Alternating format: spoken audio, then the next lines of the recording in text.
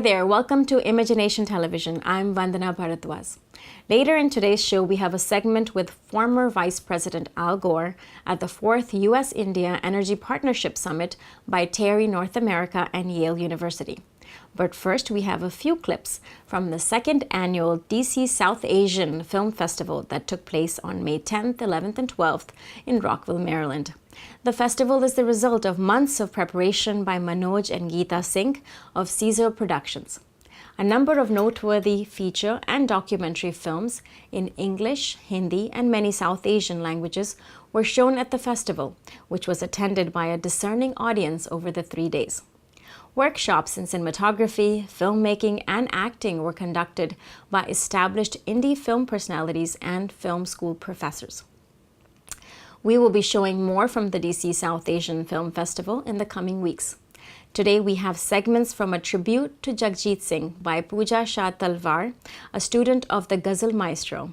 Actor Farooq Sheikh spoke in length as he introduced the musical evening.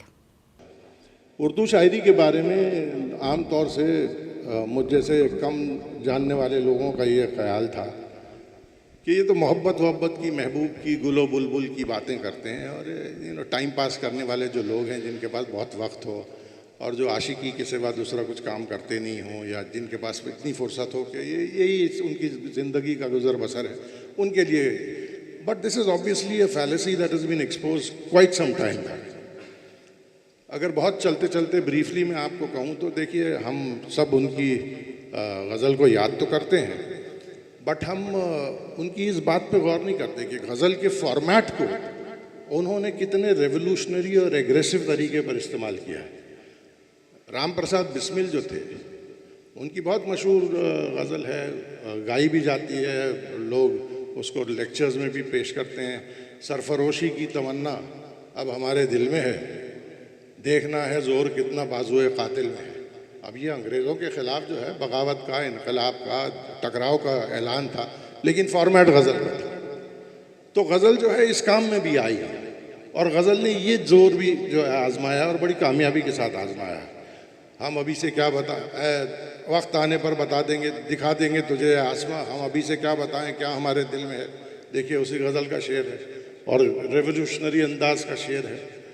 खींच कर लाई है सबको कत्ल होने की उम्मीद, आशिकों का एक मजमा आज आशिकों का एक जमघट मजमा ये कातिल में है. तो ये सारी चीज़ें जो हैं गज़ल के अंदर आ चुकी हैं. Urdu language and I suppose there are a few others I am sure कि एक बहुत बड़ी खूबी ये है कि आप उसमें बहुत मोहब्बत की भी बात कर सकते हैं और इतने दिलचस्प और दिलावेज़ अंदाज में बात कर सकते हैं कि आपका चाहने वाला या चाहने वाली जो है कम से कम आपकी ज़बान की कदर करने लगे.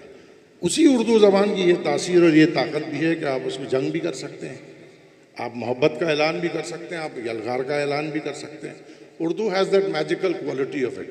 And I think why it has that magical quality is because after coming in to the Indian soil it is drawn from the sources of several local languages and several languages that came from outside.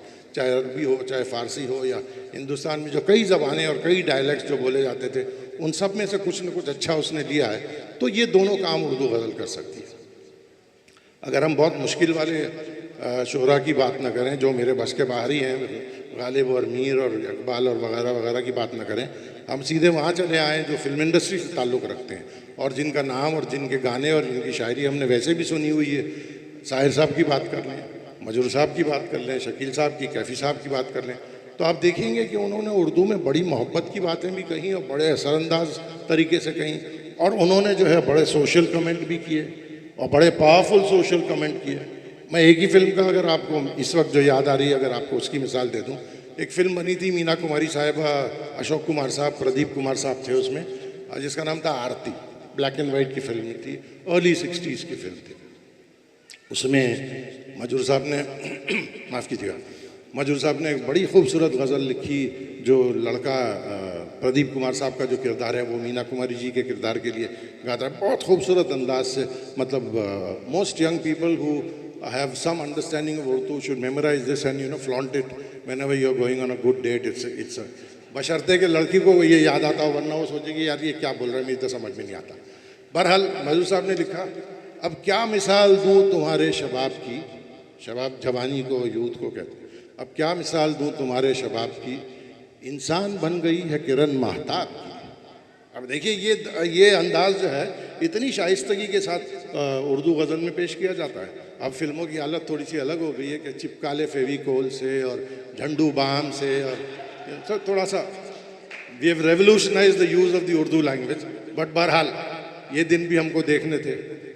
तो लेकिन उसी film में उसी शायर ने और उसी किरदार के मुंह से जो है मीना कुमारी जी एक फंक्शन में गीत गाती हैं। देखिए कितना बड़ा सोशल कमेंट है।